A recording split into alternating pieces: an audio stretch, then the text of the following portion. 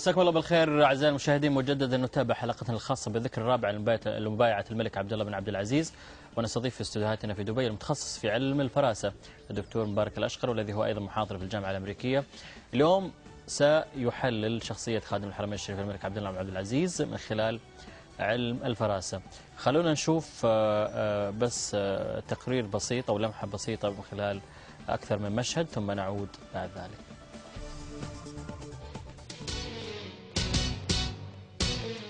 إخواني قادة الأمة العربية، يجب أن أكون صريحا صادقا مع نفسي ومعكم، فأقول إن خلافاتنا السياسية هدت إلى فرقتنا وانقسامنا وشتات أمرنا، وكانت هذه الخلافات ما زالت عونا للعدو الإسرائيلي الغادر ولكل من يريد شق الصف العربي لتحقيق أهدافه الإقليمية على حساب وحدتنا وعزتنا. أهلا وسهلا بك دكتور مبارك. أهلا وسهلا. هو في الحقيقة عموما هو عنده نسبة فراسة عالية جدا، وخاصة آل سعود، ولذا يعني فأنا حنكون عبارة بعد ابنه علميا حنحلله، وليس بأنه هو نسبة الفراسة موجودة عنده قوية جدا جدا، ولذا استسمح منه لأنه هو كبير طبعا ولا شك فيه طبعا. بالنسبة للملك عبد الله طيب القلب، رحيم وعاطفي، سريع وشفاف، سريع البكاء، وخاصة لما يشوف طفل صغير أو حالة معينة جدا شفاف جدا لدرجة ممكن تنزل دمعة.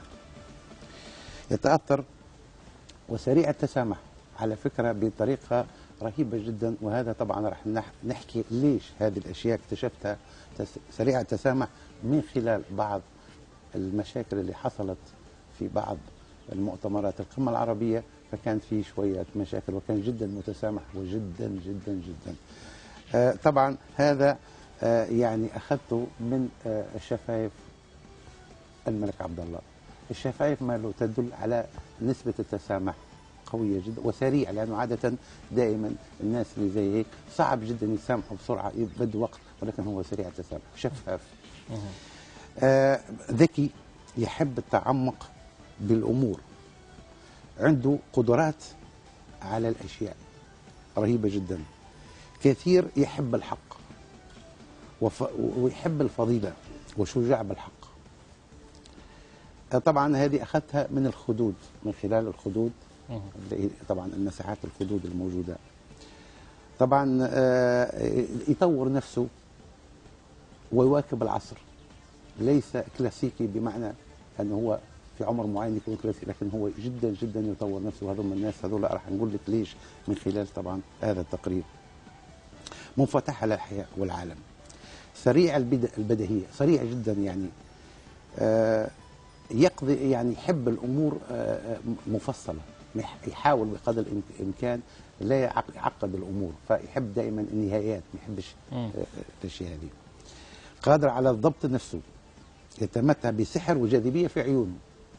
الملك عبد الله، أنا تكلمت في بداية حلقة من بدايات حلقتنا في الموضوع بالنسبة لولي العهد سلطان، أنه هو عنده الابتسامة، وتكلمت قلت الملك عبد الله يمتاز بعيونه، عيونه كبيرة جدا، والناس اللي عندها العين الكبيرة.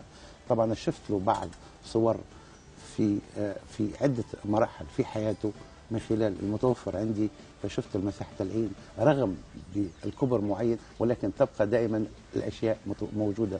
شايف؟ بالنسبة يستطيع أن يؤثر على الآخرين من خلال العيون، عنده قوة نظر ممكن يأثر عليه، جاذبية خاصة، وهذه مش متوفرة في كثير موجودة في الملك عبد الله. عنده النظرة الأعلى، دائما يشوف فوق ما يشوفش تحت، وهذول الناس اللي يشوفوا فوق. عنده حسن النية والصدق ومحبة، ويخاف من الله. هذول الناس اللي عندهم النظرة الفوق، فهذول عندهم حسن نية بشكل رهيب جدا، ويخافوا من الله عز وجل. وهذا موجود حتى تشوفوا في بعض لقطات من خلال طبعا عدة أشياء. فشفنا كيف يشوف فوق ما يشوفش تحت. طيب الخلق، مخلص، متفائل، محل ثقة من حوله، يحب المرح ويكره التعقيد في بساطة الأمور، سهل في التعامل مع الآخرين، عنده حس فني رهيب جدا. نعم. فهذا الملك عبد الله بن عبد العزيز، أتمنى له الصحة. نعم، كلنا نتمنى له الصحة إن شاء الله والعافية، ومبروك للمملكة العربية السعودية. نعم، شكرا لك دكتور مبارك. أهلا وسهلا. هذا التحليل